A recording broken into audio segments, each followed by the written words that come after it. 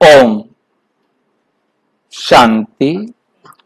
24 मई 2024 आज की साकार मुरली रंगीन बड़े बड़े अक्षरों में पढ़ें, सुने और मंथन करें।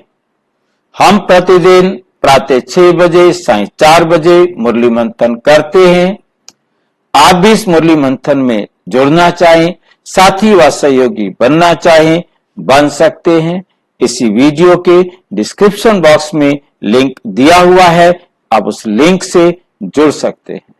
और यदि इस समय आप नहीं जुड़ सकते, जब भी कभी आप मुरली पढ़ते हैं, आप सुनते हैं, मंथन करते हैं, आपका कोई प्रश्न हो, कोई विचार हो, कोई सुझाव हो, तो वो आप अवश्य इसी वीडियो के सामने देख रहे हैं, नीचे वाली लाइन में व्हाट्सएप नंबर दिखाई दे रहा है, आप उस पर लिखकर भेज सकते हैं। लिंक ना मिल रहा हो तो भी आप वहां लिखकर भेज देंगे तो हम लिंक आपके पास भेज देंगे। ओम शांति।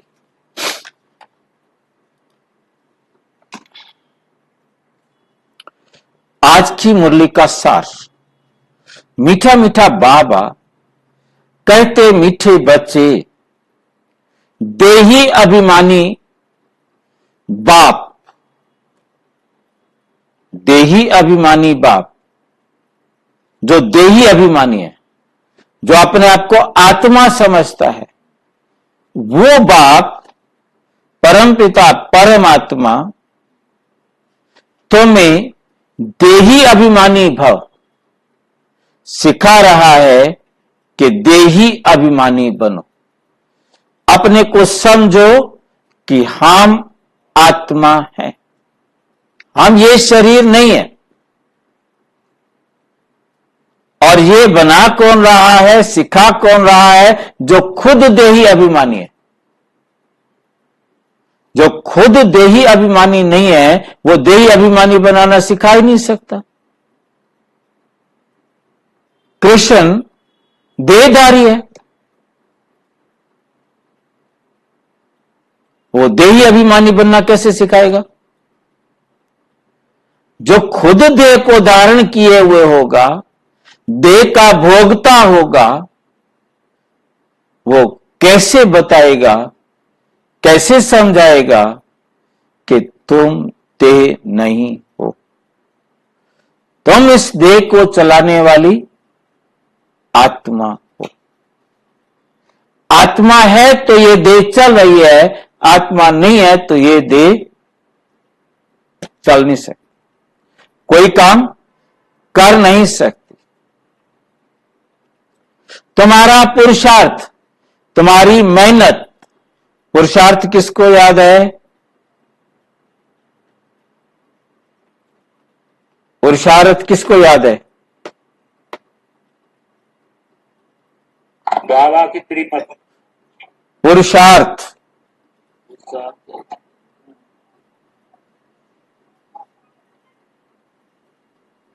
नहीं पता? आत्मा के उन्नति के लिए भाई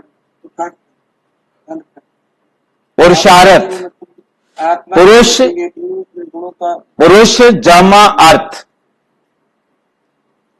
पुरुष माना आत्मा और अर्थ माना के लिए, आत्मा की स्थिति को जानना, आत्मा के लिए करना। जो भी कर्म करना है आत्मा के लिए करना। तुम्हारा पुरुषार्थ है कि तुमने आत्मा के लिए, अपने आप को आत्मा समझने के लिए मेहनत करनी है। देह अभिमान को छोड़ना है। तुम्हारा पुरुषार्थ है आत्मा समझ करके कर्म करना है, इस रथ के द्वारा देह अभिमान का, देह अभिमान को छोड़ने का, कि हम ये देह नहीं है, हम आत्मा है। ये पुरुषार्थ करना है। प्रश्न, देह अभिमानी बनने से कौन सी पहली बीमारी उत्पन्न होती है? देह अभिमानी बनने से कौन सी पहली बीमारी उत्पन्न होती है? जब आप आत्मा परम धाम से इस धरती पर आए तो सबसे पहली बीमारी आपको क्या लगी? शरीर और शरीर का नाम। हम आत्मा आए थे, रूप का नाम। यहां हमने शरीर लेकर पाठ बजाना शुरू किया। लोगों ने हमारे शरीर को कोई नाम दे दिया। सबके शरीरों को अलग अलग नाम मिल गया। सबका रूप अलग अलग था, सबका नाम अलग अलग था, पहचान अलग अलग हो गई। ये मेरा नाम है, ये तेरा नाम है, ये मेरा रूप है, ये तेरा रूप।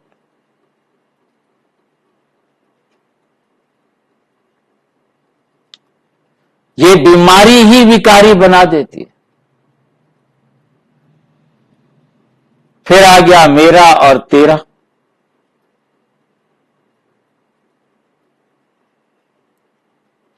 इसलिए बाप कहते हैं आत्म अभिमानी बनो।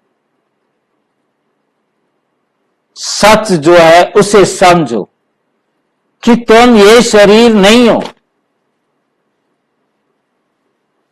जब ये शरीर नहीं था तब भी तुम आत्मा थे, और जब ये शरीर नहीं रहेगा तब भी तुम ये आत्मा रहेंगे, क्योंकि आत्मा तो अमर है। शरीर को परिवार वाले जला देंगे पर तो मुझ आत्मा को तो कोई मार नहीं सकता। मैं तो अमर आत्मा हूं। ये शरीर विनाशी है, मैं अमर आत्मा हूं। आत्मा के लिए क्या कहा जाता है? जब कोई मरता है तो आत्मा के लिए क्या कहते हैं? चल बसी। आत्मा के लिए क्या कहते हैं? चल बसी। आत्मा यहां से चली और उधर जाकर बस गई। चल बसी, यहां से चली और दूसरे घर जाकर बस गई।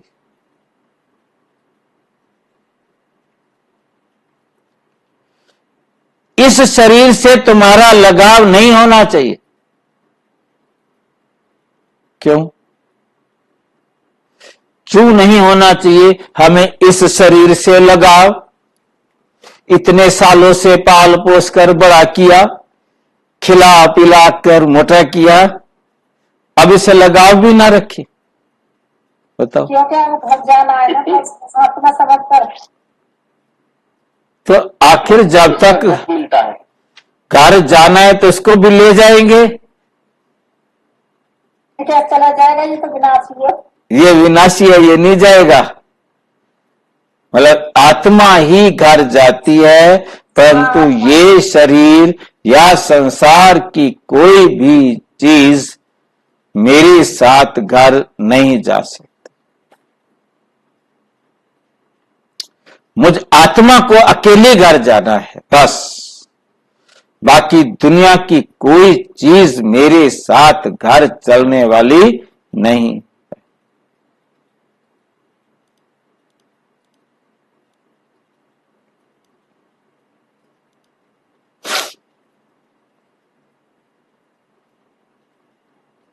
जब इसने मेरे साथ चलना नहीं, फिर मैं इसके चक्कर में क्यों पड़ा?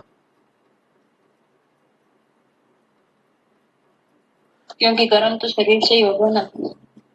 कर्म मुझे शरीर से करने हैं, इसलिए मुझे शरीर में रहना पड़ रहा है। जिस सेकंड मेरे इस शरीर से कर्म का हिसाब किताब बराबर हुआ, जिनको सुख दुख लेना देना बराबर हुआ, बस उसी सेकंड आत्मा चली जाए। इस शरीर से तुम्हारा लगाव नहीं होना चाहिए। देह के लगाव को छोड़ एक बाप को याद करो, इस देह के लगाव को छोड़ो और एक परम पिता परमात्मा को याद करो, मतलब उसका कहना मानो, परम पिता परमात्मा का कहना मानो।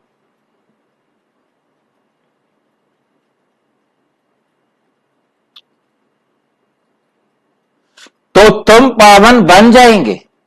तो तुम क्या बन जाएंगे? पावन बन जाएंगे। बाप तुम्हें जीवन बंध से जीवन मुक्त बनाने की युक्ति बताते हैं। क्या बताने आए हैं बाबा हमें? जीवन बंधन से जीवन मुक्त। कौन बताएगा क्या होता है जीवन बंधन? जीवन बंधन शरीर के परम धाम को उतरते हैं। जीवन मुक्ति है शरीर के, तो सतयुग की अवस्था है जीवन मुक्ति की, और दोपहर से है जीवन बंध की अवस्था है। क्या होता है जीवन बंधन, ये बताओ। भाई जी, जीवन बंधन वो हो गया कि हमारे कार्मिक अकाउंट के कारण, शरीर के कारण बंध गए हैं, और जीवन मुक्त अवस्था ये हो गई कि शरीर से कोई कार्मिक अकाउंट एक दूसरे के प्रति है ही नहीं। तो वो कर्म इंद्रियों के अधीन होना ये जीवन बंध है। कर्म इंद्रियों पर राज करना ये कर्म जीवन मुक्ति है। मुझे ये चाहिए। यानी हाँ, जीवन बंधन है आत्मा समझकर जो भी जीवन बंधन है शरीर समझकर जो भी कर्म करे, और जीवन मुक्त यानी आत्मा समझकर जो भी कर्म करे। क्या होती क्या चीज है जीवन बंधन? क्या मुसीबत है ये तो पता लगे ना। उस किस चीज को? आत्मा विकारों में आ जाती है।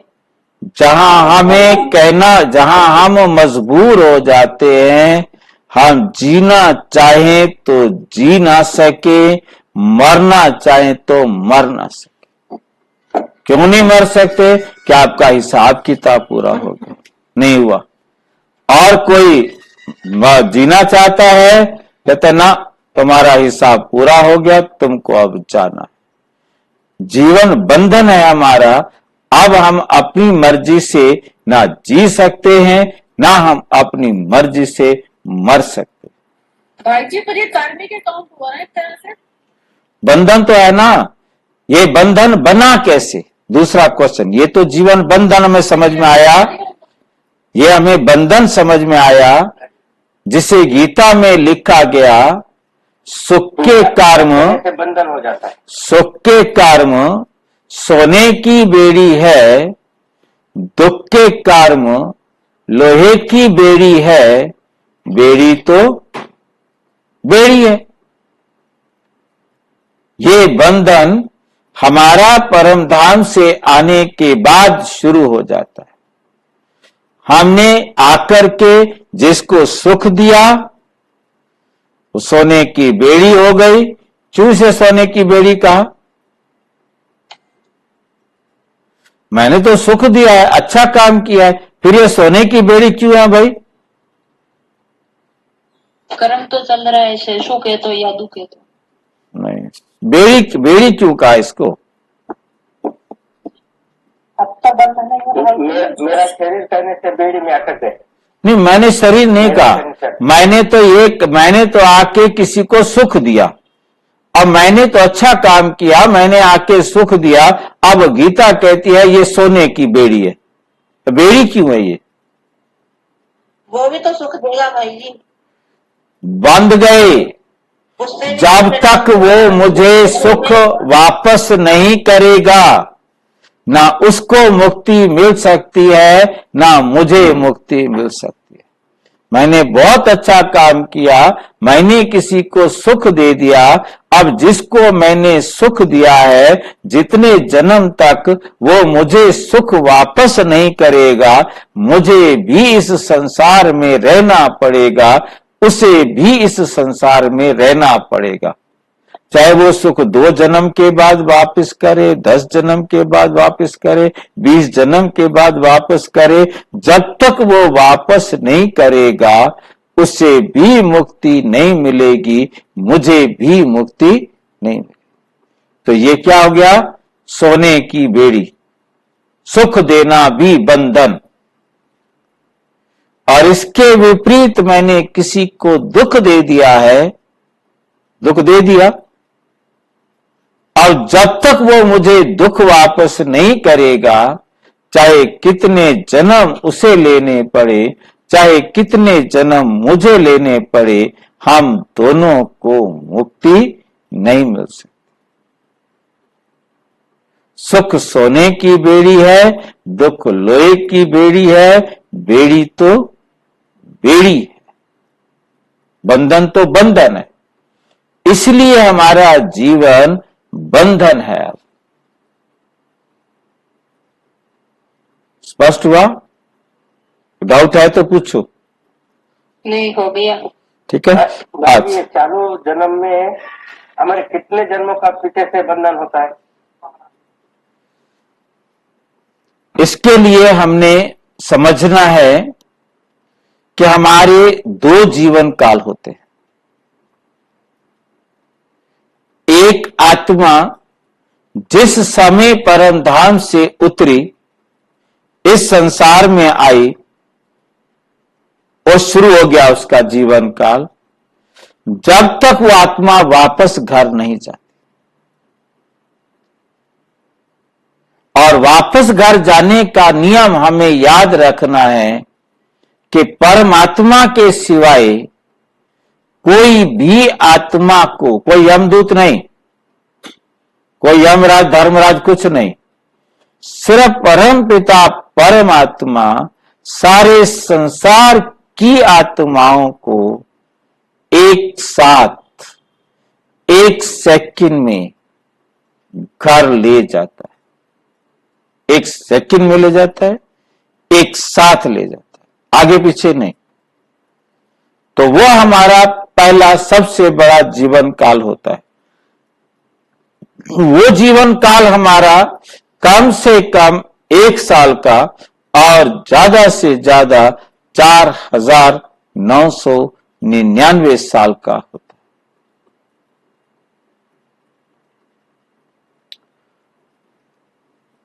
अब हमारा जीवन काल, जितने समय के लिए हम इस पृथ्वी पर आकर रहे, वो सारा काल एक जीवन काल होता है। वो 4099 साल, 4999 साल का भी हो सकता है, 2000 साल का भी हो सकता है, 3000 का भी हो सकता है, 1500 का भी हो सकता है, 500 का भी हो सकता है, 100 वर्ष का भी हो सकता है।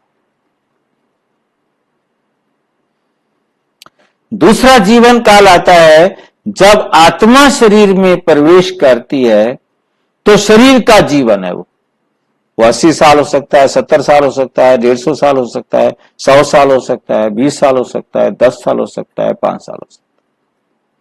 वो शरीर का जीवन काल है। वो जीव आत्मा का जीवन काल है।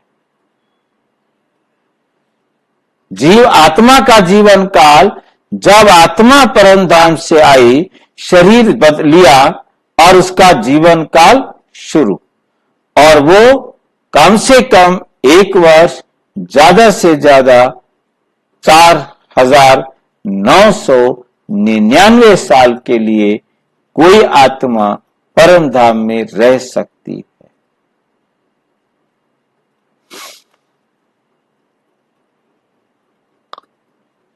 समझ में आ गया?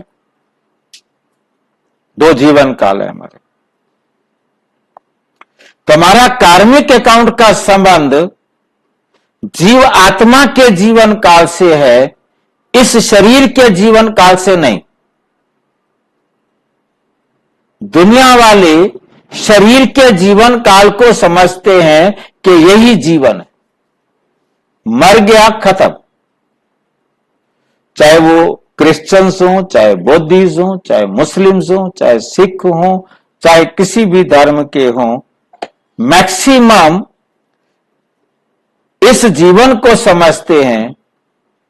और दूसरा जो, जैसे सिख धर्म वाले हों, सनातन धर्म वाले हों, वो कहते हैं 84 लाख योनियां होती हैं, तो दूसरे जीवन को भी समझते हैं, परंतु जानते नहीं,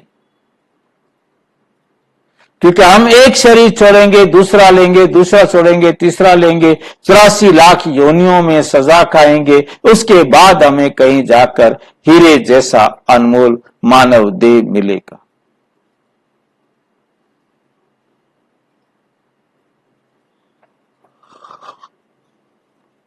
तो इसका मतलब जीवन काल जीवन मुक्ति वाला और जीवन काल जीव वाला, और तीसरा है मुक्ति। मुक्ति का मतलब आत्मा का इस संसार से कार्मिक अकाउंट बराबर अब उसे परम धाम विश्राम करने जाना है।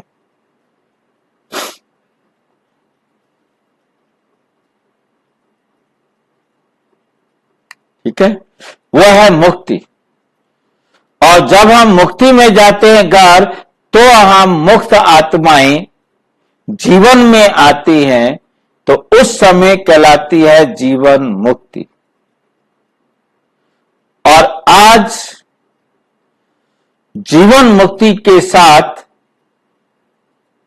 हमें बहुत ध्यान से देखना है कि देह समझने के कारण हम कार्मिक अकाउंट बनाकर जीवन बंधन में आ गए।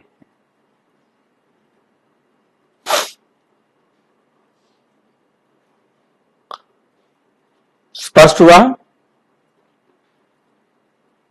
एक है जीवन मुक्ति, एक है जीवन बंधन, एक है मुक्ति। मुक्ति परमधाम में जाते हैं तब मुक्ति होती है। हाँ, और सतयुग में जाना जीवन मुक्ति, कलयुग में जीवन बंधन। नहीं, जीवन मुक्ति। सतयुग में जाना। हाँ ठीक है।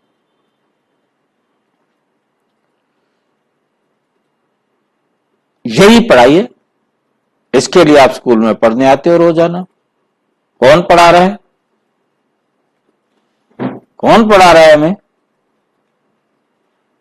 शिव बाबा। स्वयं परम पिता परम आत्मा, सारे संसार की बेहद की आत्माओं का बाप हमें पढ़ा रहा है। ओम शांति। रूहानी बाप कह रहे हैं कि आत्म अभिमानी बनो।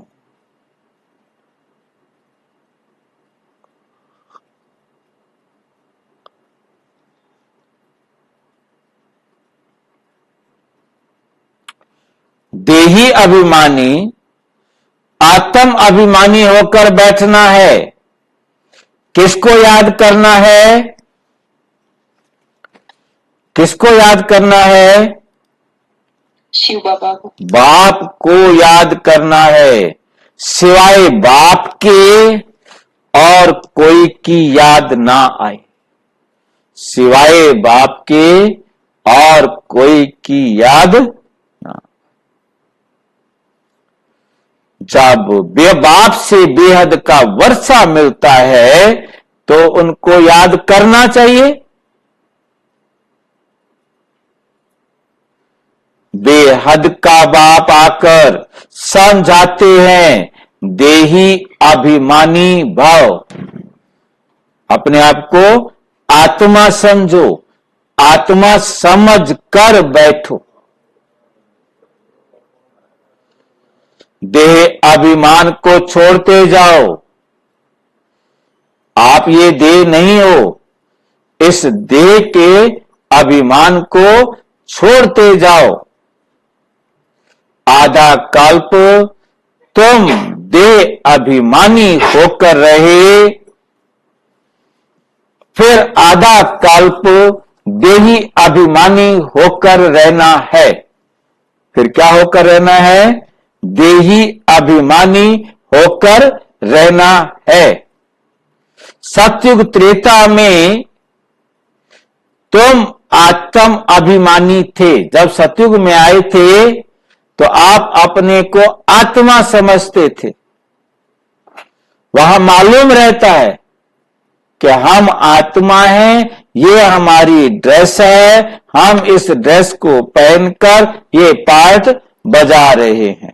ये सब आत्माओं ने अपनी अपनी ड्रेस पहनी हुई है, सब अपना अपना पार्ट बजा रहे हैं। कोई मां बना है, कोई बाप बना है, कोई बेटा बना है, कोई भाई बना है, ठीक नहीं? सभी आत्माएं। अच्छा, वहां पर एक बात, भाई शब्द से आया, भाई होगा वहां पर? सतयुग में भाई होगा?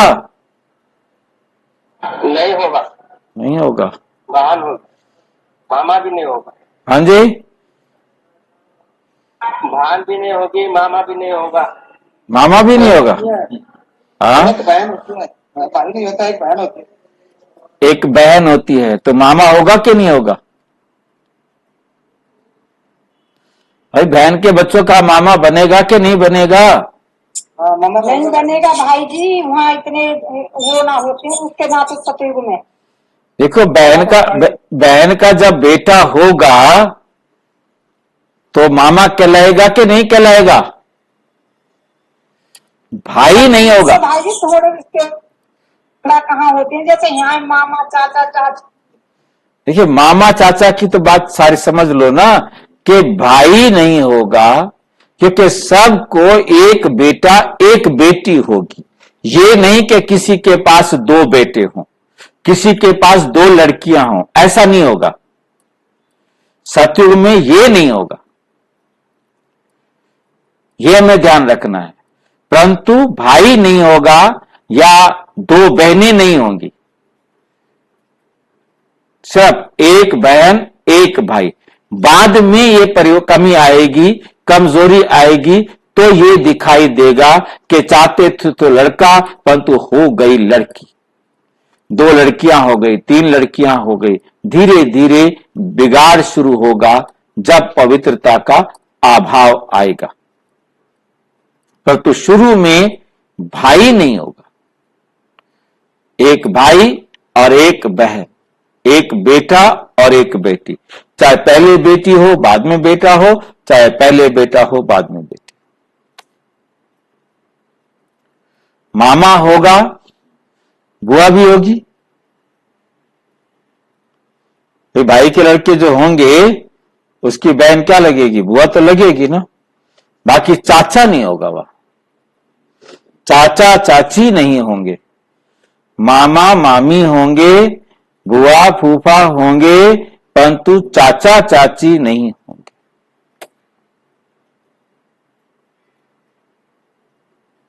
ताऊ ताई भी नहीं होंगे। हाँ जी, ताऊ ताई भी नहीं होंगे। हाँ, ताऊ ताई चाचा चाची ये वाला रिश्ता नहीं होगा। दादा दादी रहेंगे। मासी भी नहीं होगी, हाँ, मौसा भी नहीं होगा। इतने कम होते हैं इतना ठीक रहता है। हाँ, जो कम होते वो हम आज ये दिमाग में आ रहा है, तुमने कहा चलो चर्चा कर ले, इस पर भी स्पष्ट हो जाए हमारी बुद्धि में।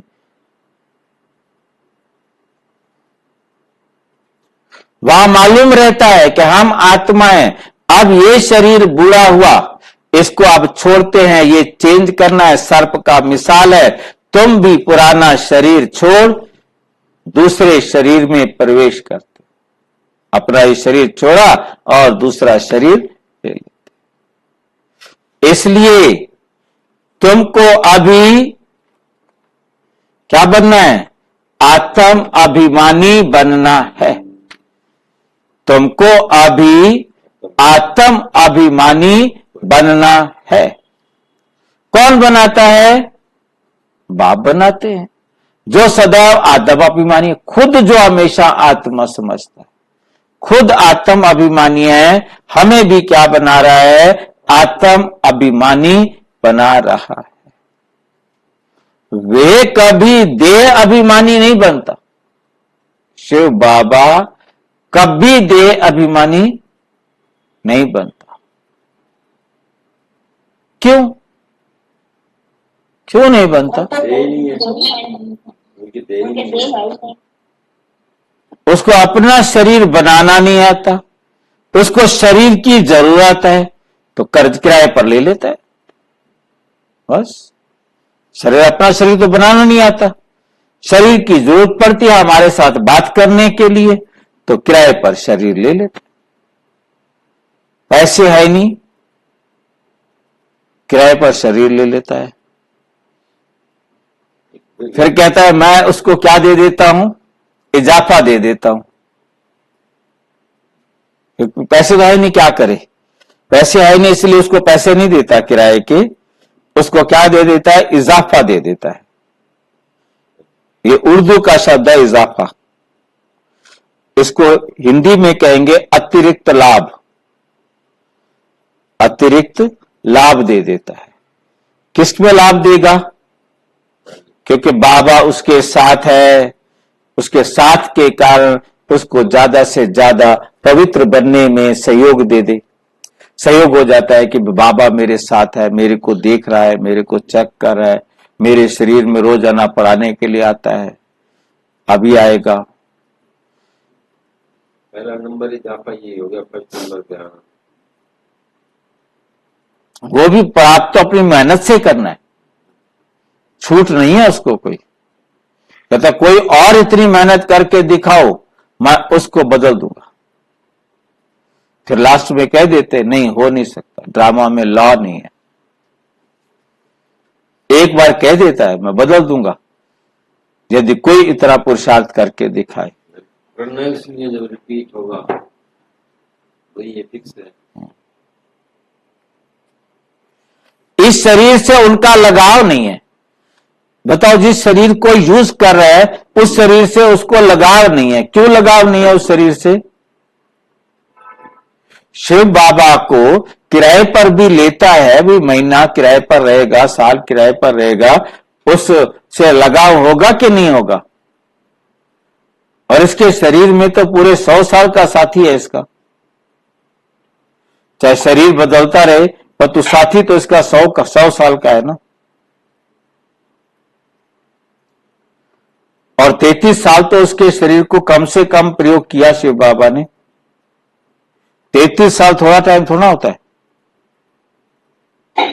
जीवन का 33 साल परमात्मा ने उसके शरीर का उपयोग किया, फिर भी अटैचमेंट नहीं।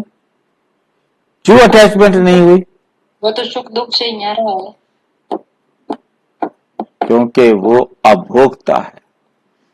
वो जानता है मैंने इसे किराए पर लिया है, मैंने इसे किराए पर लिया है, मैंने अपना पार्ट बजाने के लिए किराए पर लिया है, मुझे इसे रोटी खाने के लिए नहीं लिया, मैंने इसे नहाने धोने के लिए नहीं लिया, मैंने इसे कोई दुनिया के काम करने के लिए नहीं लिया। मैंने तो सिर्फ इसके मुख का आधार लेकर ज्ञान सुनाने का काम किया।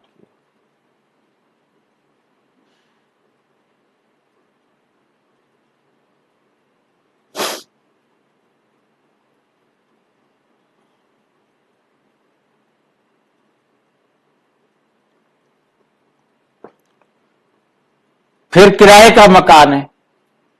किराए के मकान, किराएदार को कोई मकान का दर्द होता है? टूट हो, फूट हो, खराब हो, उससे मोह नहीं होता। मकान मालिक कहे खाली कर दो, ठीक है भाई साहब कल खाली कर देंगे, दूसरी जगह ले लें, क्या दिक्कत? हम तो किराएदार हैं। ये होता ढेर मकान, रख अपने मकान को संभाल के, दूसरा मकान ले लेंगे।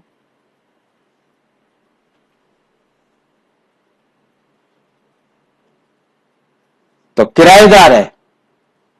और हमें भी अशरीरी बनने के लिए कौन सा फार्मूला लिया बाबा ने? कहता तुम भी किराएदार बन जाओ, तुम भी अपना शरीर मेरे को दे दो। अब ये शरीर मेरा है तो मेरे शरीर में किराएदार। हम मालिकों को लूट करके, छीन करके जबरदस्ती किराएदार बना दिया। जैसे मैं इस शरीर को किराएदार बन के आता हूं, यूज करता हूं, चला जाता हूं, मुझे उसके साथ अटैचमेंट नहीं। तुम आप इस मेरे शरीर के अंदर आओ, पार्ट बजाओ और चले जाओ। इसमें मोह रखने की जरूरत नहीं, तुम्हारा नहीं है ये। ठीक है फार्मूला? बाबा ने जो फार्मूला दिया वो ठीक है? ठीक है भाई जी, ठीक है, पक्का? बढ़िया।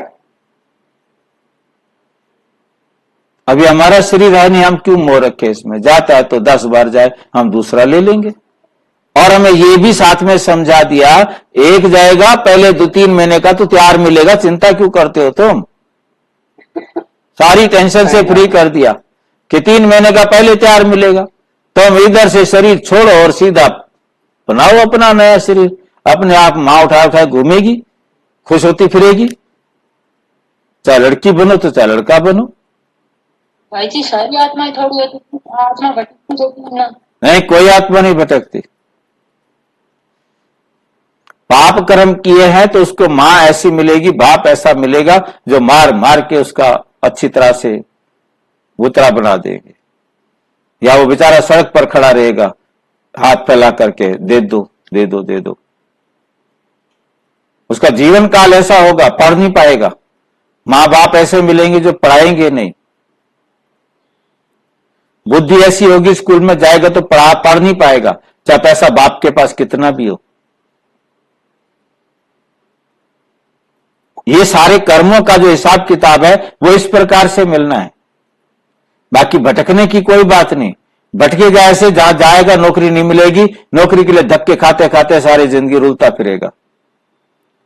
डिग्रियां हाथ में है, नौकरी नहीं है। जो अंबानी के यहाँ पैदा होगा वो, चाहे अंबानी के बाप के पास पैदा हो, कहीं भी पैदा हो, यदि उसने कर्म अच्छे किए हैं तो उस पैसे का सुख भोग पाएगा। और यदि उसने कर्म खराब किए हैं तो पैसे को पहले बर्बाद करेगा, फिर शराब पीकर या नशा करके नाली में कहीं पड़ा होगा। तो भाई जी इविल सोल तो होती है ना, हमें बताते हैं। इविल सोल आप जैसी और हमारे जैसी होती है। किसी ने मेरे को दुख दिया हुआ है और रात को मैं सो गया और मैं इस शरीर से निकला और जाकर के उसकी पिटाई विटाई करके, मार कुटाई करके, जो दुख देने दे के आ गया। अब पर ये तो सपने में दिखाई देता है ना। सपने में क्यों दिखाई देगा? वो सामने सामने जाएगा, जाके उसकी पिटाई करेगा, शरीर किसी के आधार को लेकर के, और बताएगा और समझ जाएंगे, वो मार पिटाई करके आ जाएगा। ये जो करके गया उसको समझ में आएगा क्या? समझो मेरी आत्मा किधर जाके भटक के आ गई, समझो तो मुझे समझ में आएगा? आएगा सपने की तरह, उसको याद होगा, होगा नहीं होगा, नहीं होगा। उसको हिसाब बराबर तो मेरी आत्मा बोलने का मतलब मैं आत्मा। हाँ बिल्कुल ठीक किया, बिल्कुल बोलने वाला था मैं। ठीक है नहीं, मैं आत्मा। पहले मैंने बोल दिया, मेरी उसके ऊपर नजर थी। देखो टेंशन तो जाएगा ना, जब हम एक दूसरे का ध्यान खिंचवाएंगे तो टेंशन तो जाएगा ना। ये देखिए मैं आपको दिखा रहा हूं। आपने पूछा था एक बार कि आत्मा शरीर को छोड़कर जाती है, बाबा ने किस मुरली में कहा है? वो मुरली मैंने ढूंढ के रखी थी। यह है वो मुरली।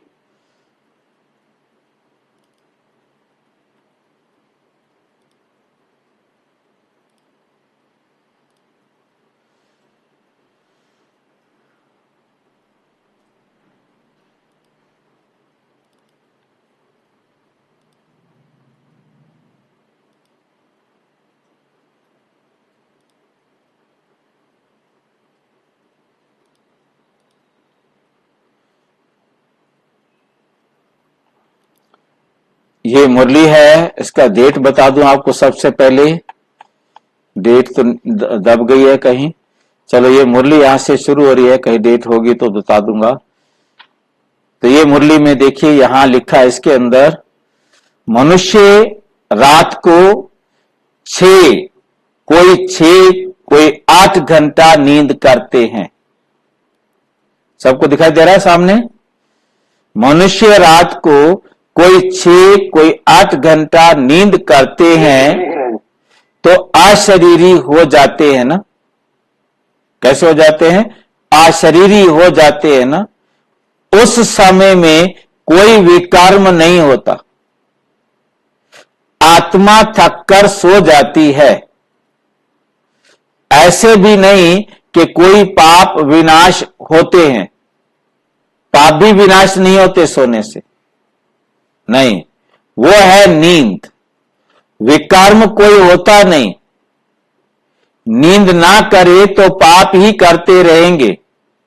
तो नींद भी एक बचाव है। सारा दिन सर्विस कर आत्मा कहती है मैं अब सोता हूं, अशरीरी बन जाता हूं, तुमको शरीर होते अशरीरी बनना है। हमने अशरीरी हो जाना है। हम आत्मा इस शरीर से न्यारी शांत स्वरूप हैं। हम आत्मा क्या हो जाती है? इस शरीर से न्यारी हो जाती हैं और शांत स्वरूप हो जाती है। तो इस प्रकार से आत्मा जब सोती है तो शरीर से अलग हो जाती है। समझ गए? भाई जी, हाँ जी। भाई जी, लेकिन इसमें तो भाई जी ये चीज नहीं हुई क्लियर। इसमें तो देखो ये चीज तो हम इसको ऐसे मान रहे हैं, देखो अशरीरी क्या है, मतलब अशरीरी का अर्थ ये तो नहीं कि आत्मा शरीर छोड़ के जाएगी। मैं आत्मा जब शरीर के भान को भूल जाता हूँ तो मैं अशरीरी हूँ। बाबा कहता है आत्मा अभिमानी बनो, शरीर देह अभिमानी बनो, अशरीरी बनो। इन सबका भाव तो यही है कि मुझे देह भान की स्मृति हट जाए कि मैं धीरे सिंह हूँ, मैं मेल हूँ, मैं इतने साल का हूँ, मैं आत्मा हूँ। जब मैं सोता हूँ तो ये शरीर का भान हट जाता है और उसके बाद ऑटोमेटिकली आत्मा फिर चार्ज हो जाती है। इसका मतलब तो हम यही ले रहे हैं भाई जी। नहीं, आत्मा शरीर से अलग हो गई, इतना हमें समझना है यहां से। और दूसरा हिस्सा हमने दादी प्रकाश मणि से लेना है कि जब सो गए तो आत्मा जाकर अपना पाठ कहीं भी बजा सकती है। ठीक है नहीं? आत्मा शरीर से निकलकर पाठ बजाने के लिए जा सकती है, कहीं भी जाकर अपना पाठ बजा सकती है। ठीक है क्या नहीं? उसको जरूरी नहीं है कि इसी शरीर में रहे, कहीं भी जाकर पाठ बजा सकती है। इसके लिए मैं आपको दूसरा मुरली दिखाता हूं, उससे भी आपको कुछ स्पष्ट होगा। क्योंकि बाबा की विशेषता है कि वो अपनी बातों को अलग अलग समय पर अलग अलग तरीके से समझाने का प्रयास करता है। क्योंकि वो बड़ा ऐसा टीचर है जो हर बात को बहुत अलग तरीके से समझाता है। ये 31 अगस्त 22 की मुरली है। आत्मा शरीर के साथ है तो सुख या दुख भोगना पड़ता है, आत्मा शरीर में नहीं है तो शरीर को कुछ पता नहीं पड़ता। आत्मा एक शरीर से निकल दूसरे शरीर से कनेक्शन जोड़ती है तो वे चैतन्य हो जाती है। शरीर जड़ है, जड़ भी वृद्धि को पाती है। पहले 5 तत्वों का पुतला बनता है, उनमें आर्गन्स बनते हैं, तब उसमें आत्मा प्रवेश करती है। जब 3 महीने का गर्भ तैयार हो जाता है, इसके अंदर उस समय का बताया कि जब आर्गन्स तैयार हो जाते हैं ना तो उसमें प्रवेश होती है। वो भी मुरली ढूंढ लूंगा, परंतु आपको बता दूं सीधा सा कि जैसे दादी प्रकाश मणि अपने शरीर को सुलाकर आ जाती, हम बच्चों से मिलती, इसी प्रकार से बाबा ने मुरली में हमें समझाया कि आत्मा शरीर को छोड़कर जाती है और उसने अपना कहीं भी पाठ बजाना है तो बजाकर आ जाती है। आत्मा ने शरीर को छोड़ा, जितना समय शरीर सो रहा है, इसके अंदर दिया वह बड़ा क्लियर उस मुरली में दिया हुआ है कि आत्मा शरीर को छोड़ती है और जाकर अपना पाठ बजाकर आ जाती है। भाई जी एक बात बताइए, ये जैसे आत्मा को एक समय पे अपना शरीर छोड़ना ही है क्योंकि उसके लिए ग्राउंडिंग जो है उनके अकाउंट में सेटल हो चुका है। हाँ जी। तो उसके लिए आगे घर बन रहा है, 3 महीने का गर्भ तैयार हो गया है, तैयार हो गया। हाँ। अब वहां पे वो उसका एबॉर्शन करा देते हैं। हाँ करा दे। तो आत्मा भटकगी नहीं भटकगी उसको? नहीं भटके फिर भी नहीं भटकेगी। देखिए मैं आपको बताता हूं, उस आत्मा ने दूसरे गर्भ में प्रवेश कर लिया, अभी उसको 2 घंटे ही हुए हैं, आत्मा ने उसमें प्रवेश किया, ठीक है कि नहीं? और उसके हिसाब से तो 2 घंटे के अंदर उसका एबॉर्शन हो गया। अब उस आत्मा के लिए तो शरीर रहा नहीं, अब उस आत्मा ने वो शरीर छोड़ा, परंतु ड्रामा में ये निश्चित था कि इस समय एबॉर्शन होगा, 2 घंटे के बाद आत्मा उस शरीर को छोड़ेगी, अगला गर्भ पहले से तैयार है। ड्रामा में गलती नहीं हो सकती ना, अगला गर्भ पहले से तैयार है कि 2 घंटे बाद, मैं पूरे 3 घंटे इस पर, इस 3 महीने इस समय हो रहे लगभग, इस समय वहां से छोड़ेगी और वहां प्रवेश करेगी। और वो उसमें जाने के बाद भी 6 महीने का गर्भ गिर गया, तो जब उसका गर्भ गिर रहा है वो ड्रामा में निश्चित है। 6 महीने का या 7 महीने का गर्भ नष्ट हो गया और 2 महीने 3 mहीने वो गर्भ में रही आत्मा, उसका वो नष्ट होना निश्चित था। उसके बाद भी 3 महीने का फिर गर्भ तैयार है, वहां जाकर प्रवेश करेगी। ड्रामा का हर स्टेप एक्यूरेट है, इन एडवांस तैयार है। हमारी अल्प बुद्धि उसे नहीं समझ सकती, परंतु बाबा की ड्रामा की नॉलेज बड़ी वंडरफुल है, इसमें कहीं मिस्टेक नहीं हो सकती, कोई आत्मा मिस्टेक नहीं कर सकती। भाई जी, किसी आत्मा के साथ ऐसा होता तो ये आत्मा की सजा हो गई ना, उसे काफी क्या सजा है? कोई सजा नहीं है। ध्यान से देखिए, एक्टर को कोई सजा मिलती है क्या? फिर कार्मिक अकाउंट का नहीं, आपने कहा उसको सजा, कार्मिक अकाउंट के हिसाब से अब एक्टर है, अमिताभ बच्चन है, वो कुल्ली का रोल कर रहा है, वो उसको समझता है कि मेरे को सजा मिल रही है, मैं कुल्ली का रोल कर रहा हूं। नहीं, वो चीज तो नहीं है, पर हम और उसे थोड़ी देर कुल्ली का रोल करना है, उसके बाद उसने किसी और प्रकार का रोल करना है, थोड़ी देर बाद कोई और रोल करना है, चौथी देर बाद कुछ और रोल करना है, उसे कोई परेशानी होती है? नहीं, हम सब एक्टर हैं, परेशानी किस बात की? हम अब सब अपना रोल प्ले कर रहे हैं। हाँ, जिसको मैंने दुख दिया है, ये दूसरा नजरिया है, जिसको मैंने दुख दिया है वो दुख तो मुझे लेना है ना। अच्छा भाई जी, एक चीज और है, थोड़ी सी जुड़ी हुई मैं पूछना चाहूंगा। हाँ बिल्कुल पूछो।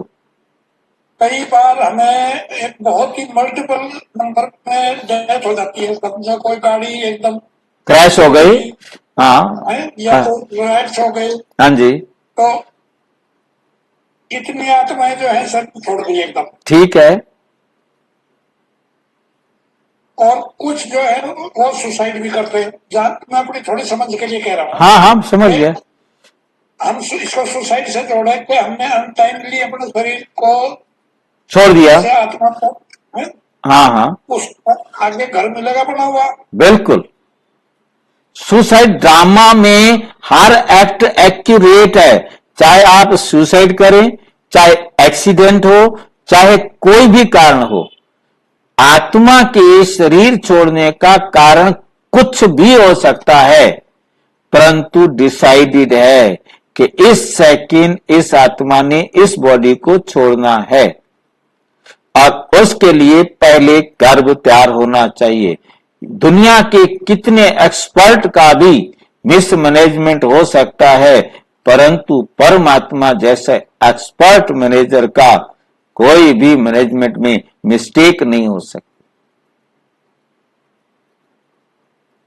भाई जी, बाबा ने कहा था अंत में ऐसा टाइम आएगा कि इसके शरीर में 10 आत्मा 8 आत्मा रहेगी, तो कैसे आएंगी? वो कैसे आएंगी? आपके प्रश्न का जवाब उसी में है, कैसे आएंगी?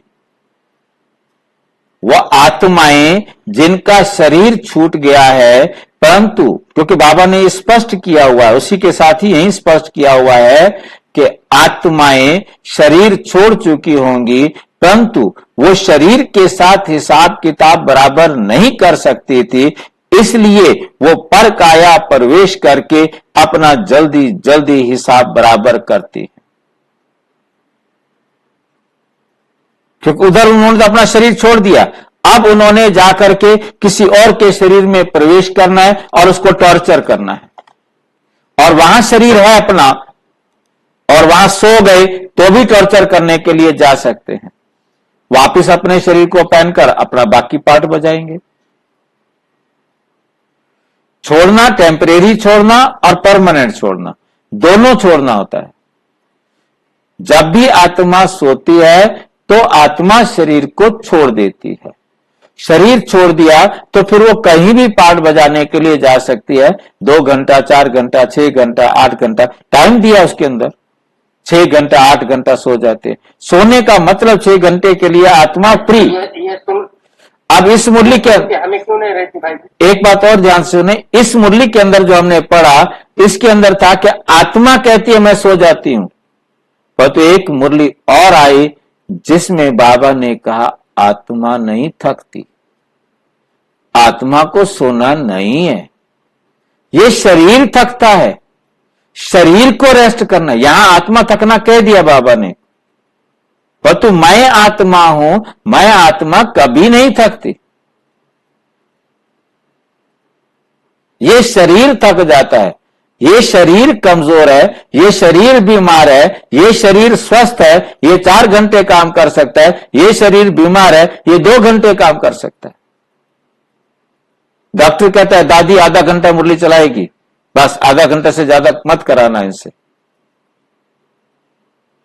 तो ये हाँ जी, जैसे आत्मा थकने की बात ठीक है, आत्मा थकती नहीं है, हाँ जी, और थकना भी एक किस्म से एक माइनर टाइप का कष्ट है। राइट। तो हमने अब तक ये सुना है कि कष्ट जो है वो शरीर को नहीं होता, आत्मा को होता है। ठीक है। तो इसका मतलब यह थकावट भी आत्मा को आनी चाहिए? नहीं, देखिए माध्यम है शरीर, शरीर के द्वारा आत्मा थकावट महसूस कर रही है, क्योंकि शरीर को अब मैं समझा हुआ है, शरीर को मैं समझा हुआ है, इसलिए शरीर से थकावट हो रही है। और यदि आप मैं आत्मा समझकर देह से न्यारे हो जाएं तो बिल्कुल थकावट नहीं होगी। ये आपकी सामर्थ्य है, आप चाहें तो आत्मा समझकर इस देह से न्यारे हो जाएं, महसूस करें कि दर्द हो रहा है शरीर को और मैं अलग हूं, मैं इस दर्द को देख रहा हूं, साक्षी होकर देख रहा हूं। मेरे शरीर को दर्द हो रहा है और मैं साक्षी होकर देख रहा हूं। आपको हाय ओ कुछ नहीं होगा। नहीं, सही आपकी बात, यहाँ सही है, बिल्कुल सही है। जो आत्मा, अगर हम आत्मा भानी अवस्था में है तो हमें कष्ट होगा ही नहीं होगा, कष्ट कम हो जाएगा हमारा। बिल्कुल। जितना हम साक्षी दृष्टा होने का अभ्यास करने में सक्षम होते जाएंगे तो हम उतना दर्द से मुक्त हो जाएंगे।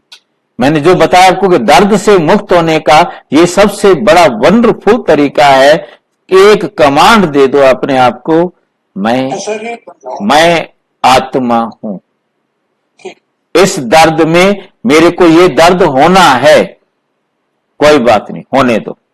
आपने कह दिया कोई बात नहीं होने दो, फिर आप चाहे अपना हाथ भी कटवा दो, कुछ नहीं होगा।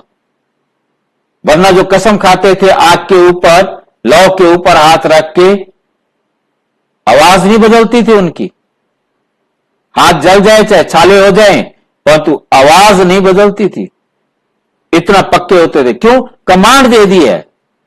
ये एक पेपर होता था कि आग जल रहा है तो मैं कामयाब हूं, मैं अपने काम में, अपने निश्चय में, अपनी प्रतिज्ञा में पक्का रहूंगा। जलते हुए हाथ को जला देते थे परंतु हिलते नहीं थे।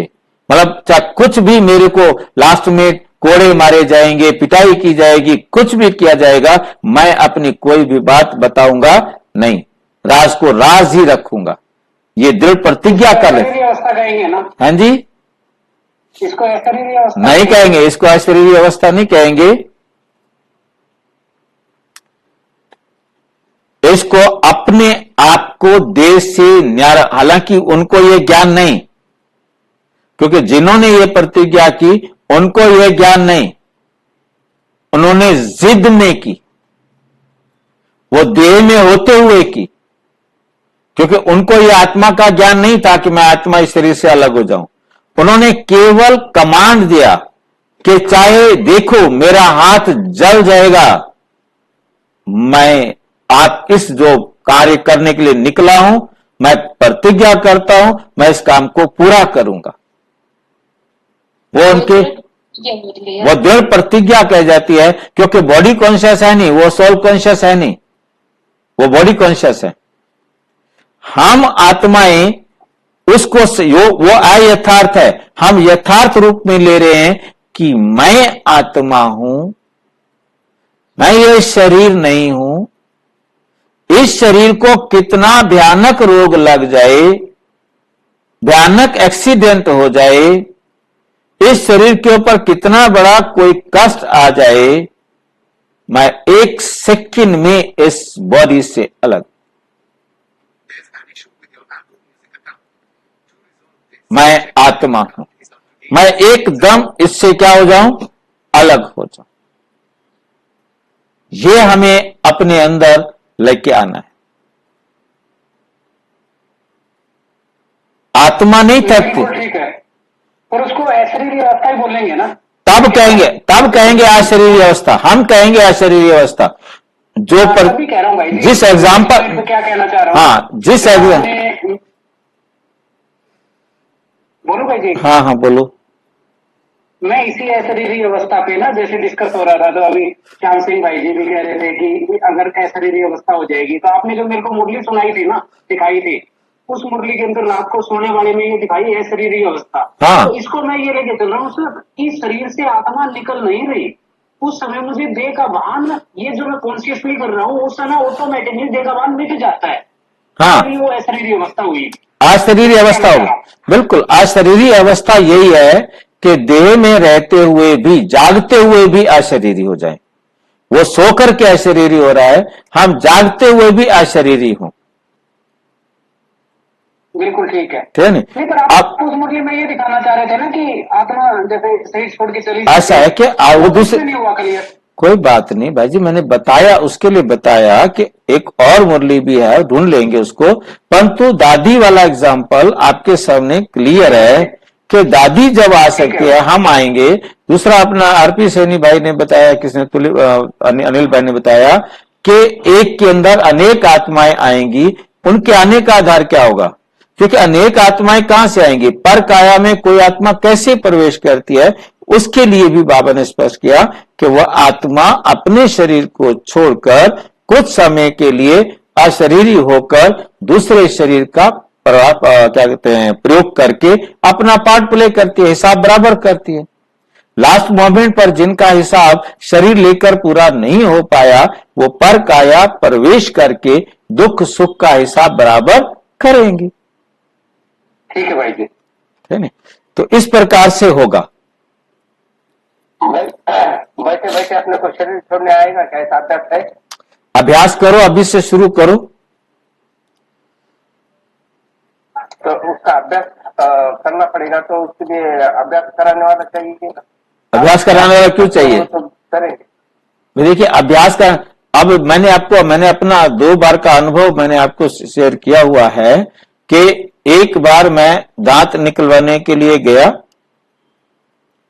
और मुझे लगा कि उसने जो इंजेक्शन लगाया है और दर्द तो होगा, ये तोड़ेगा, निकालेगा और दर्द होगा। और मैंने एकदम आंख बंद की और मैं एकदम बॉडी से क्या हो गया, अलग हो गया, मैं आत्मा अलग। और उसके बाद वो थप्पड़ मार रही हो मेरे को, अंकल जी अंकल जी अंकल जी। थोड़ी देर बाद कहते कहां चले गए थे? मैंने कहा कहां चला गया था, मतलब मेरे को नहीं पता कब दांत निकला और कैसे क्या हुआ। मतलब कहने का यह है कि देह से अलग होने के लिए कोई बैठ करके तो ना कहेगा अच्छा देह से अलग हो जा, मैं तेरी देह को वापस कर दूंगा, तुझे वापस इसमें ला दूंगा। आप ब्रह्मा बाबा भी देह से निकले तो यही सोचकर निकले थे, दादी गुलजार जैसे जाती है मैं भी जा रहा हूं और मैं आ जाऊंगा। ये नहीं पता था कि बाबा कहेगा बैठा रहे यहां, आप तुझे नीचे नहीं जाना।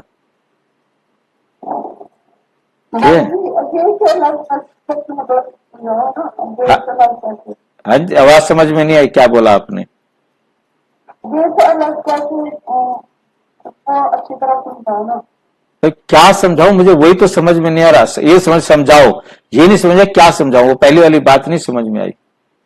देह से अलग कैसे होना?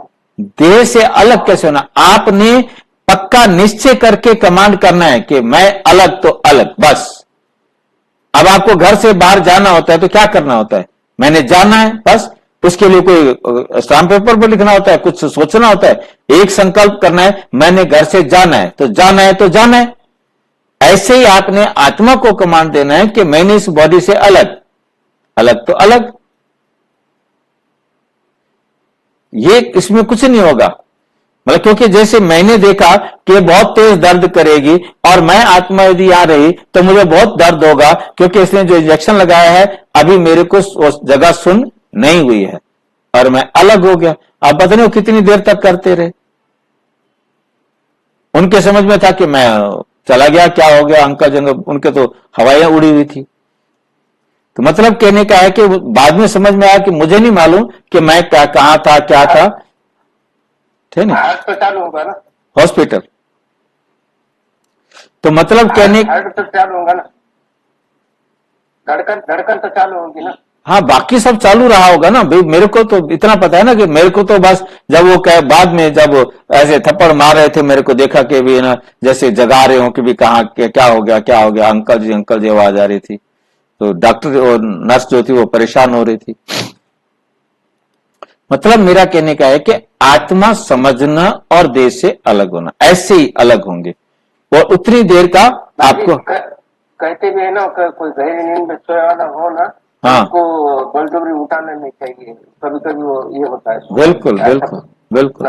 अच्छा चलो, मैं समझता विषय से हम वापिस आए। समझते हैं मैं ही आकर तुम बच्चों को पावन बनाता हूं। तुम सतो प्रधान थे, सो फिर तमो प्रधान बने हो। अब फिर पावन बनने के लिए तुमको अपने साथ योग सिखलाता हूं। योग अक्षर ना कहे, याद अक्षर कहना है, ठीक है। याद सिखलाता हूं।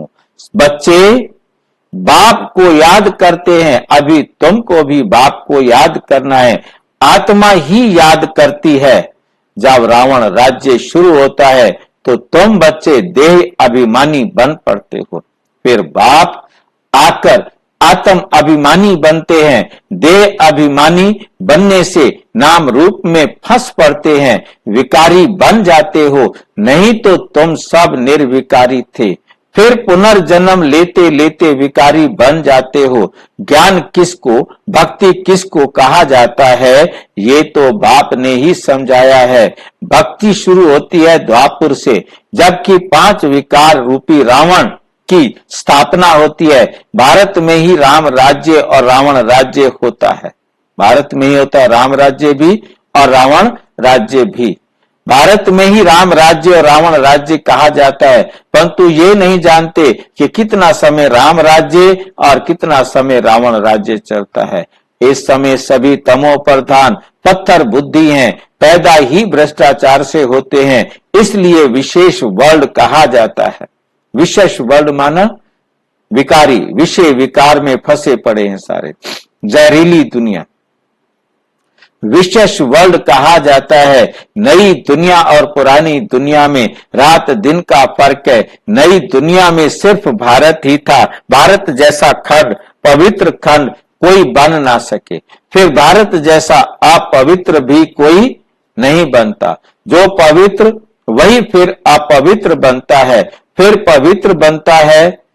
तुम जानते हो देवी देवताएं पवित्र थे, फिर पुनर्जन्म लेते लेते अपवित्र बन गए हैं। सबसे जास्ती जन्म भी यही लेते हैं। बहुत समझा बाप समझाते हैं, मैं बहुत जन्मों के अंत के जन्म के भी अंत में आता हूं। ये पहला नंबर ही 84 जन्म पूरे कर वानप्रस्थ में आता है। तब मैं प्रवेश करता हूं। त्रिमूर्ति ब्रह्मा विष्णु शंकर भी हैं, परंतु किसको मालूम नहीं, क्योंकि तमो प्रधान है ना। किसकी बायोग्राफी का किसी मनुष्य मात्र को पता नहीं। पूजा करते हैं परंतु सब है अंधश्रद्धा। भक्ति को कहा जाता है ब्राह्मणों की रात, और सतयुग त्रेता को कहा जाता है ब्राह्मणों का दिन। अब ब्रह्मा प्रजापिता है तो जरूर बच्चे भी होंगे ना, ये भी समझाया है। ब्राह्मणों का कुल होता है, डिनेस्टी नहीं। ब्राह्मण है चोटी, चोटी भी देखने में आती है। फिर ऊंचते ऊंच पढ़ाने वाला है परम पिता परम आत्मा शिव। उनका नाम एक ही है, परंतु भक्ति मार्ग में अथाह नाम लगा दिए हैं।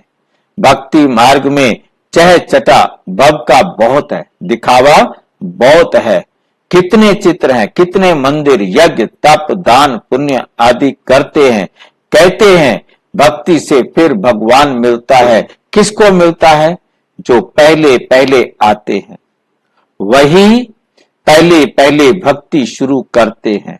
जो ब्राह्मण सो देवता बनते हैं, वही यथा राजा रानी तथा प्रजा।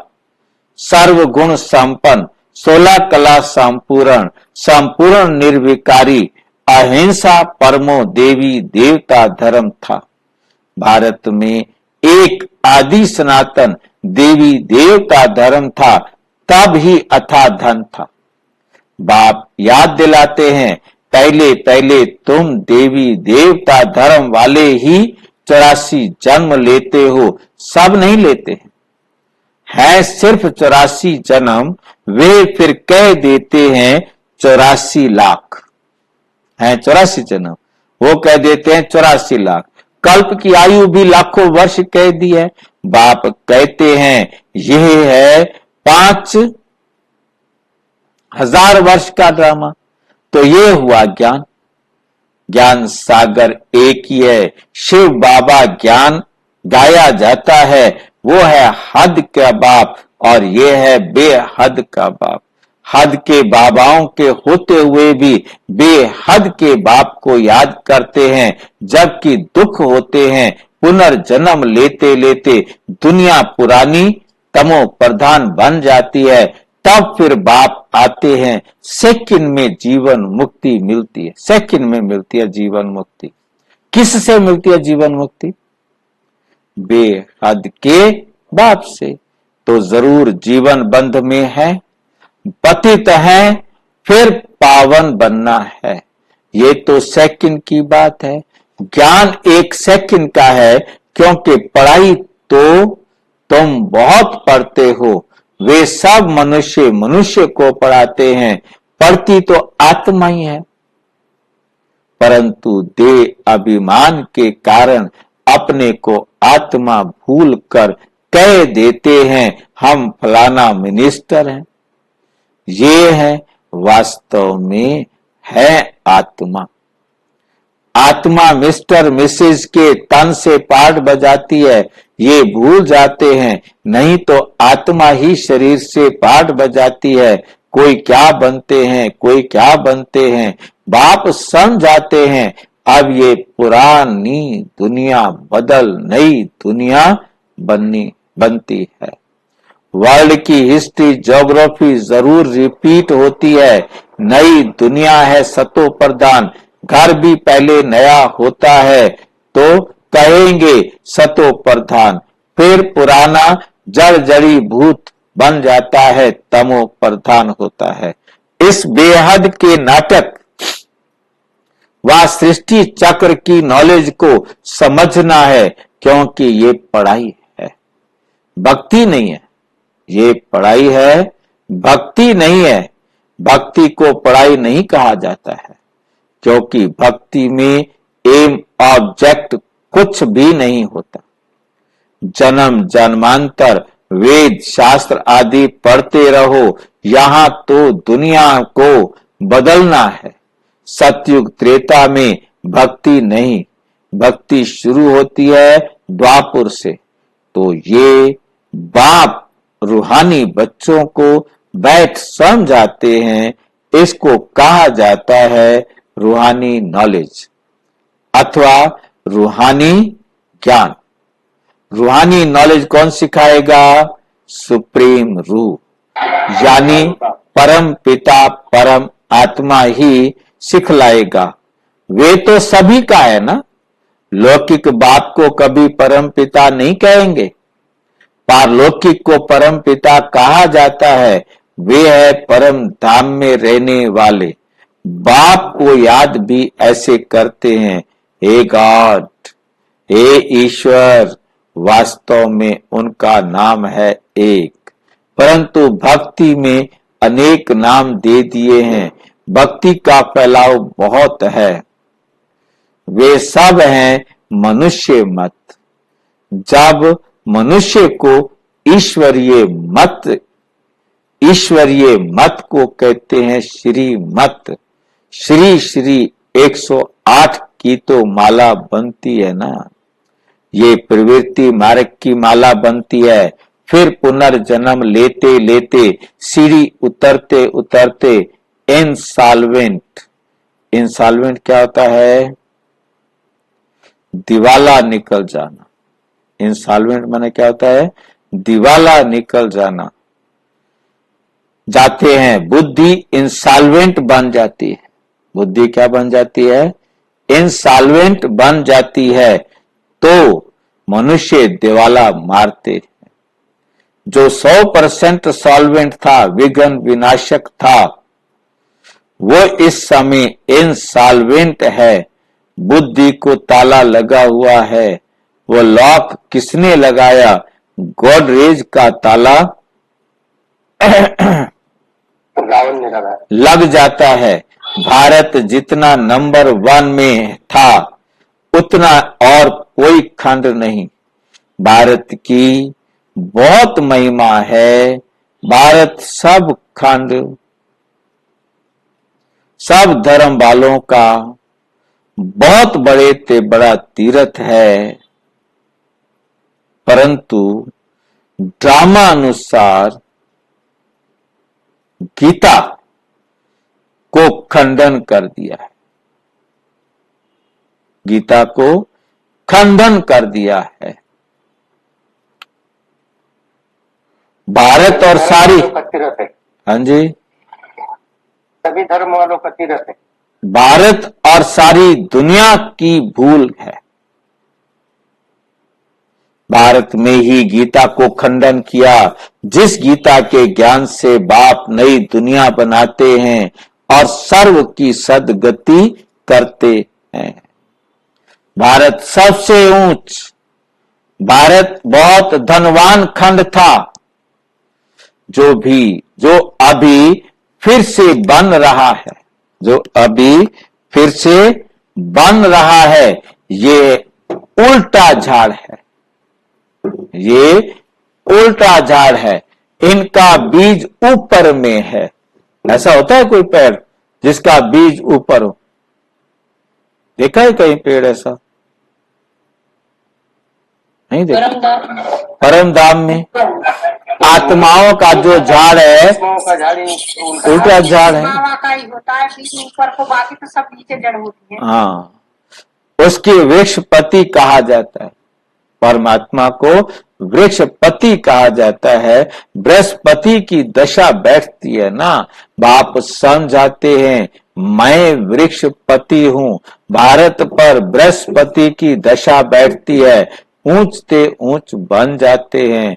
फिर रावण आया है तो राहु की दशा बैठेगी।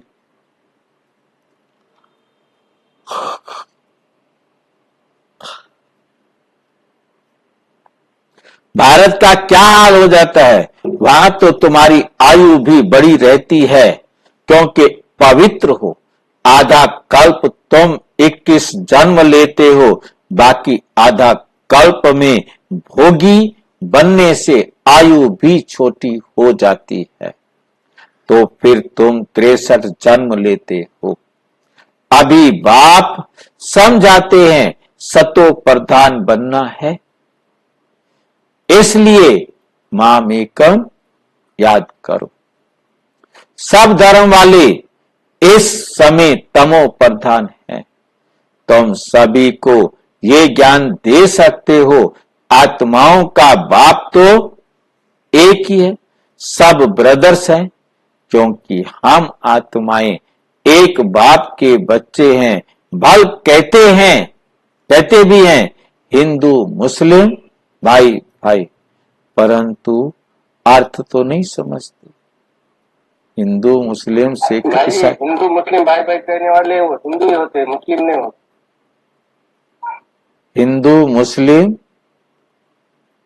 हिंदू मुस्लिम सिख ईसाई आपस में सब भाई। ये लाइन किसने लिखी थी? इकबाल ने लिखी थी, और वो मुसलमान था, वो हिंदू नहीं था। लिखी थी तो उसने लिखी भाई, पर वो मानते नहीं ना, बोलते हैं वैसे मानते नहीं। देखिए, मुसलमान मानते हैं, जो मुसलमान नहीं है वो नहीं मानते।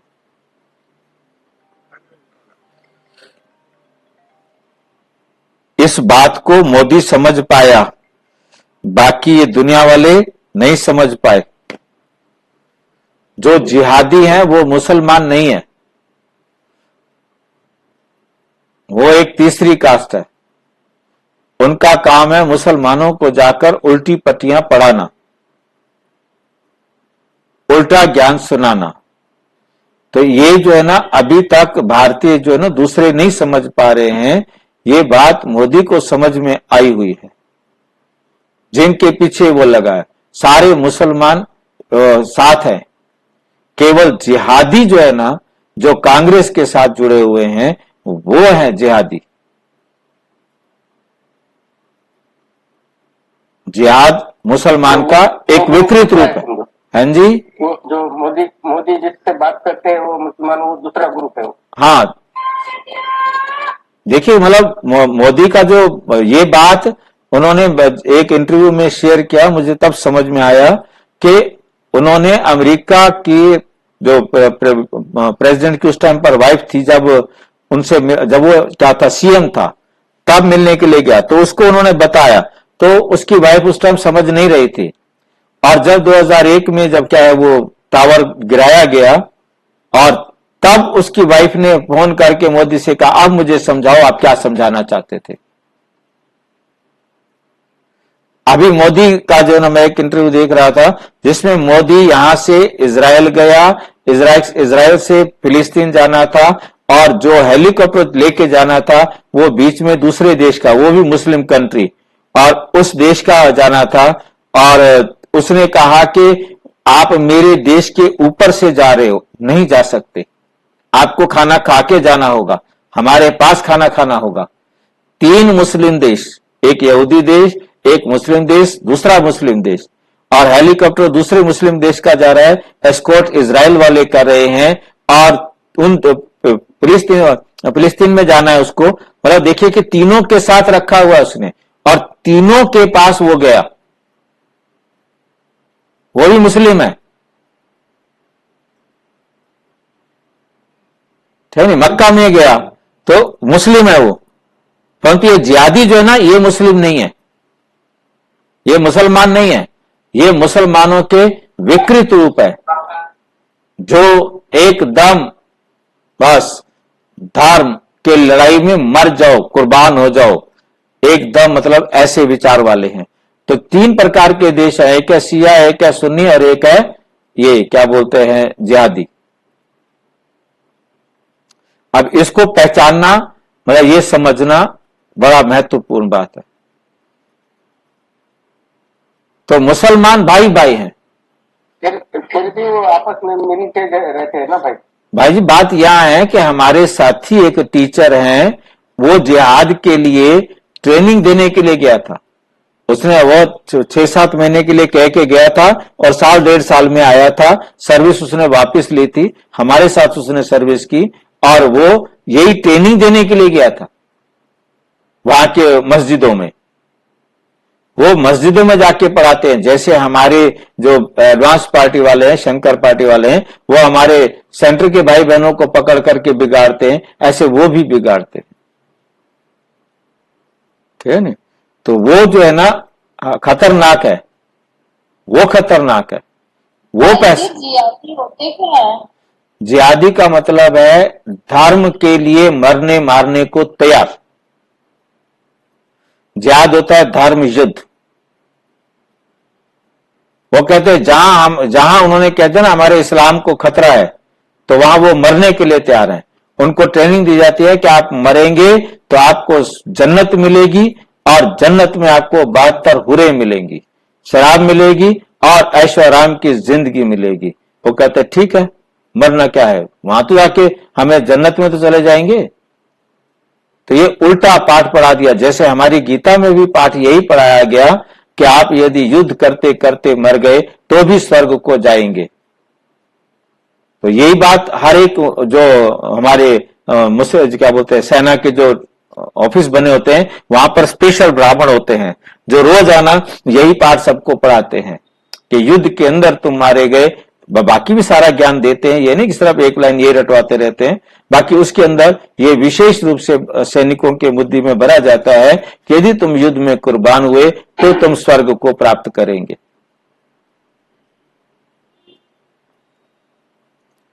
परंतु अर्थ नहीं जानते। वंडरफुल बात यह है कि अर्थ नहीं जानते कि हम सभी आत्माओं का पिता परमात्मा एक कौन है।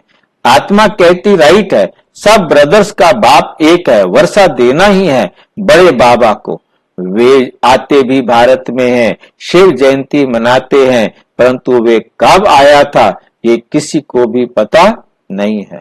तुम्हारी युद्ध है 5 विकारों से, काम तो तुम्हारा नंबर 1 दुश्मन है। रावण को जलाते हैं, परंतु वे है कौन, क्यों जलाते हैं, कुछ नहीं जानते। द्वापुर से लेकर तुम नीचे उतरते इस समय पतित बन गए हो। एक तरफ शिव बाबा को याद कर पूजते हैं, दूसरी तरफ फिर कहते हैं कि वे सर्वव्यापी है। जिसने तुमको विश्व का मालिक बनाया उनको तुम माया के चक्र में आकर गोली देते हो। बाप कहते हैं मीठे बच्चों तुम मुझे अनगिनत जन्मों में ले गए हो, मुझे कण कण में कह दिया है, ये भी ड्रामा बना हुआ है। बेहद के बाप की ग्लानि करते कितनी पाप आत्माएं बन गए हैं। रावण राज्य है ना, ये भी तुम जानते हो।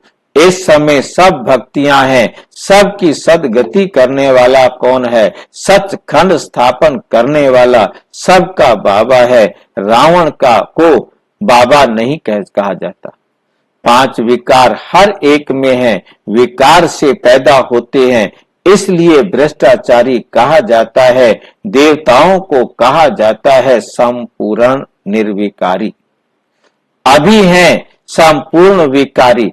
देवताएं जो पूज्य हैं वही फिर पुजारी बनते हैं। वे कह देते हैं आत्मा सो परमात्मा।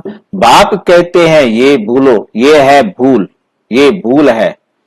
तुम पहले तुम अपने को आत्मा निश्चय करना है। हम आत्मा इस समय ब्राह्मण कुल के हैं, फिर देवता कुल में जाते हैं। ये ब्राह्मण कुल है सर्वोत्तम कुल। ब्राह्मणों की डिनाइस्टी नहीं है, ब्राह्मणों की डिनाइस्टी नहीं है, चोटी है।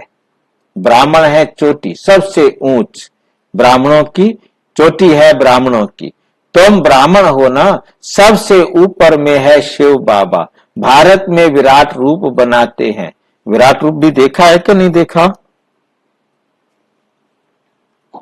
देखा है भाई जी। देखा है ना? भाई जी नहीं देखा है, चलो मैंने नहीं देखा भाई जी। अच्छा देख लो भाई, विराट रूप भी देख लो, क्योंकि बाबा ने एक दिन कहा कि विराट रूप बनाओ, तो फिर हमने बाबा का विराट रूप बनाया।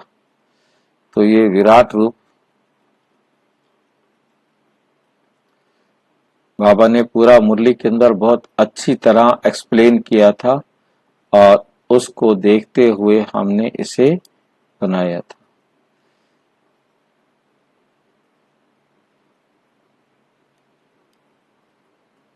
भाई जी मैंने भी एक बनाया था, उसके ऊपर थ्री भी बताया था मैंने। हाँ जी, मैंने भी एक चित्र बनाया था हाथों से। अच्छा अच्छा, उसके अंदर वो शूद्र वर्ण बताया था, चोटी ब्राह्मण की चोटी बताया था। ऐसा बनाया था मैंने। ठीक बात है, बहुत अच्छा है।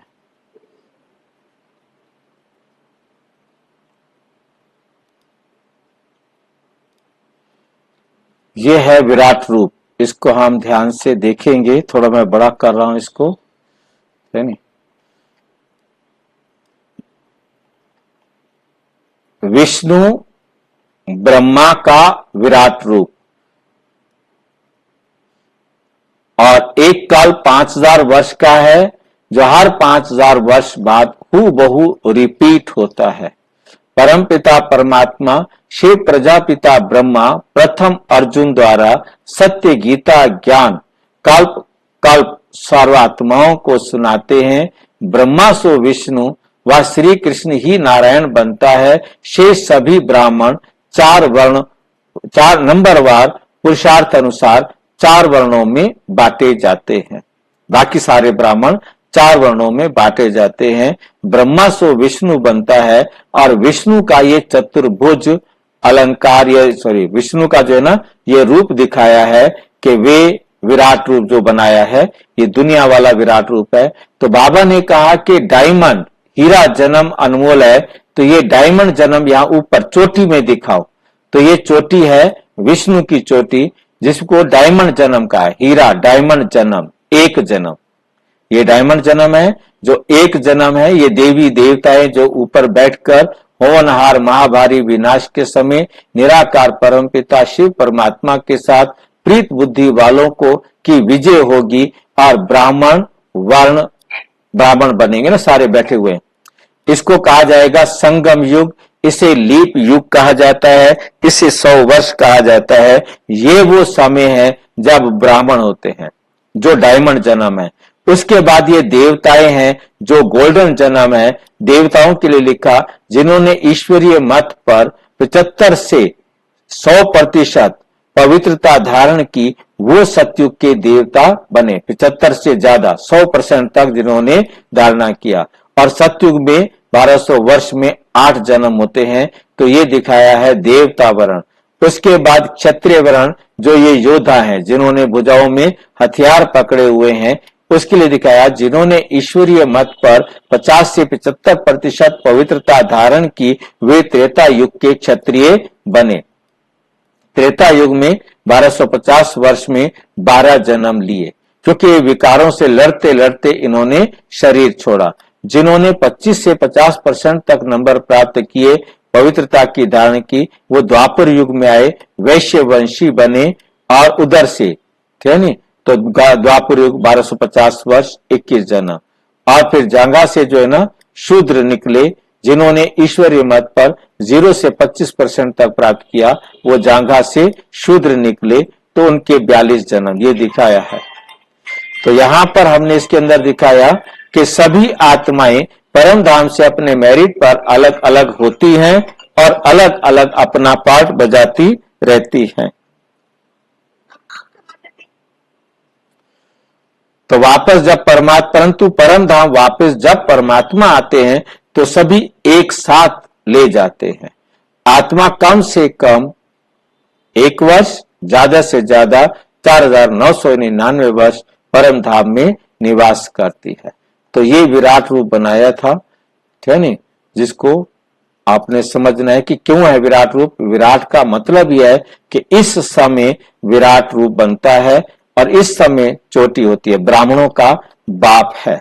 उन्होंने कहा शिव बाबा को हटा दिया है, शिव बाबा को भी दिखाओ और ब्राह्मणों को भी दिखाओ। तो फिर ये दिखाया। अब वो अर्थ कुछ भी नहीं समझ। हाँ जी, भारत भी दिखा दिया था, भारत का भी सुबह कह रहे थे, पेंजिया वाला भी अभी दिखा देते हैं। चलो देखेंगे, दिखा चुके आप? नहीं, अभी दिखाया नहीं।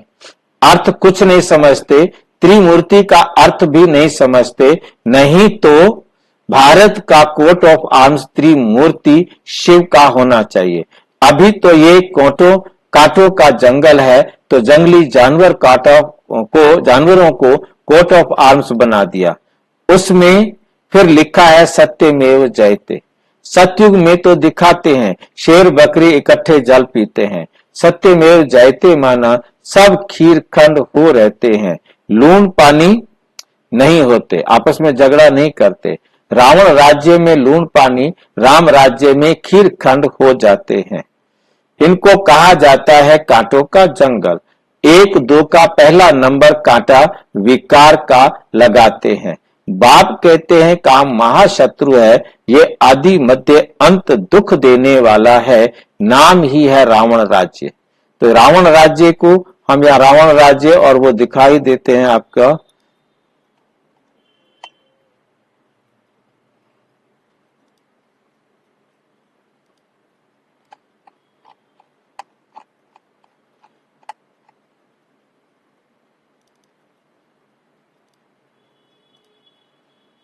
ये आप देख रहे हैं, ये है पेंजिया।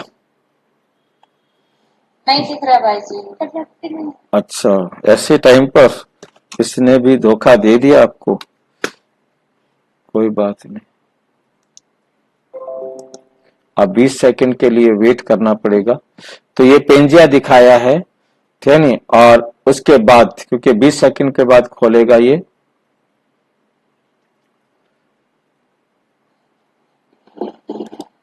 आप मुरली सुना दो भाई जी। नहीं मुरली का बीच में तो नहीं हो सकता ना हटाने का। हाँ फिर दिखा देना भाई जी, मुरली सुना दो। ठीक,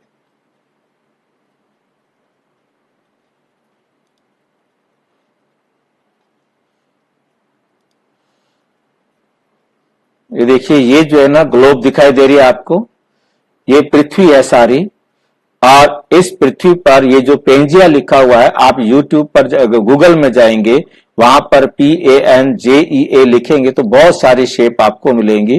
पर ये जो है ना, जो अमेरिका, अफ्रीका, ऑस्ट्रेलिया, यूरोप, सारे इन सभी कॉन्टिनेंट को मिलाकर दिखाया गया है। कभी साइंस मानती है कि पृथ्वी इस प्रकार से थी, जैसा रूप आप देख रहे हो, पृथ्वी का रूप ये था। जहां ये लिखा हुआ है बीच में टिथिज सी, ये साइंस में या अपने IAS के एग्जाम होते हैं, IPS के एग्जाम होते हैं, या जो भी कॉम्पिटिटिव एग्जाम होते हैं, उसमें ये क्वेश्चन पूछा जाता है कि जहां टिथिज सी है, हिमालय पर्वत जहां है आज, वहां पहले क्या था? तो उसका जवाब होता है टिथिज सी था। पर जहां आज ये आप टिथिज सी देख रहे हैं, यहीं पर हिमालय पर्वत था, यहीं पर हिमालय पर्वत था। तो आपको समझ में आ रहा है कि ये जो धरती है, ये एक ही कॉन्टिनेंट थी, कोई दूसरा कॉन्टिनेंट नहीं था, सारे कॉन्टिनेंट मिलकर एक बने हुए थे। जब द्वापर आता है तो धरती के टुकड़े होते हैं, जब ये द्वापर आता है तो इसी धरती के क्या होते हैं? टुकड़े होते हैं। जब टुकड़े होते हैं तो किस प्रकार से हो जाता है? ये बिखर जाते हैं, इस प्रकार से हो जाता है। यहां से रावण का राज्य शुरू होता है, यहां से द्वापर शुरू होता है। अमेरिका अलग हो गया, अफ्रीका अलग हो गया, ऑस्ट्रेलिया अलग हो गया, इंडिया अलग हो गया, ये सारे कॉन्टिनेंट अलग हो गए। जब द्वापर आता है तो सारे कॉन्टिनेंट अलग अलग हो जाते हैं। तो आप समझ गए होंगे। तो इस प्रकार से ये धरती रावण राज्य बन जाती है। तो सारी धरती पर एक दूसरे को दुख देने वाले होते हैं। और जब सतयुग होता है, राम राज्य होता है, तो सारे खंड मिलकर के एक खंड बन जाते हैं, जिसे बाबा कहते एक ही खंड था, दूसरा कोई खंड नहीं था। और इसी को भारत कहते हैं ना। हाँ, इस सारे जब खंड मिलकर के एक बनते हैं तो इसको भारत कहा जाता है। जब समंदर में मीठा था। हाँ जी, तो नाम ही है रावण राज्य, क्योंकि जब सारे खंड टुकड़े टुकड़े हो गए तो बिखर गए सारे, तो रावण राज्य बन जाता है। बाप कहते हैं इन 5 विकारों पर जीत पाकर जगत जीत बनो, ये अंतिम जन्म निर्विकारी बनो। तुम तमो प्रधान पतित बने हो, फिर सतो प्रधान पावन बनो। गंगा कोई पतित पावनी नहीं है, शरीर का मैल तो घर में भी पानी से उतार सकते हो, आत्मा तो साफ नहीं हो सकती। भक्ति मार्ग में कितने ढेर के ढेर गुरु लोग हैं, सतगुरु तो एक ही है, सदगति करने वाला। सुप्रीम बाप भी है, सुप्रीम टीचर भी है, सुप्रीम सतगुरु भी है, वही तुमको सृष्टि के आदि मध्य अंत का नॉलेज सुनाते हैं। अच्छा, मीठे मीठे सिक्की लधे बच्चों प्रति माता पिता बाप दादा का याद प्यार और गुड मॉर्निंग। रूहानी बाप की रूहानी बच्चों को नमस्ते। हम रूहानी बच्चों की रूहानी बाप दादा को नमस्ते नमस्ते। धारणा के लिए मुख्य सार नंबर 1, सतो प्रधान बनने के लिए सिवाय बाप के और किसी को भी याद नहीं करना है। देही अभिमानी बनने की प्रैक्टिस करनी है, सबसे खीर खंड होकर रहना है, इस अंतिम जन्म में विकारों पर विजय प्राप्त कर जगत जीत बनना है। वरदान, बाप की छत्र छाया में सदा मौज का अनुभव करने और कराने वाली विशेष आत्मा भव। जहां बाप की छत्र छाया है वहां सदा माया से सेफ है, वहां माया आप पर असर नहीं कर सकती। छत्र छाया के अंदर माया आ नहीं सकती। मेहनत से स्वतः दूर हो जाएंगे, मौज में रहेंगे, क्योंकि मेहनत मौज का अनुभव करने नहीं देती। छत्र छाया में रहने वाली ऐसी विशेष आत्माएं ऊंची पढ़ाई पढ़ते हुए भी मौज में रहती हैं, क्योंकि उन्हें निश्चय है कि हम कल्प कल्प के विजयी हैं। पास हुए पड़े हैं तो सदा मौज में रहो और दूसरों को मौज में रहने का संदेश देते रहो। यही सेवा है, स्लोगन है। जो ड्रामा के राज को नहीं जानता वही नाराज होता है। जो ड्रामा के राज को जान गया वो कभी नाराज नहीं हो सकता। अच्छा, ओम शांति। और विस्तार से जानने के लिए प्रजापिता ब्रह्मा कुमारी ईश्वरीय विश्वविद्यालय के किसी भी सेवा केंद्र पर संपर्क करें और यदि कोई प्रश्न है तो 9213106986 पर केवल टेलीग्राम करें।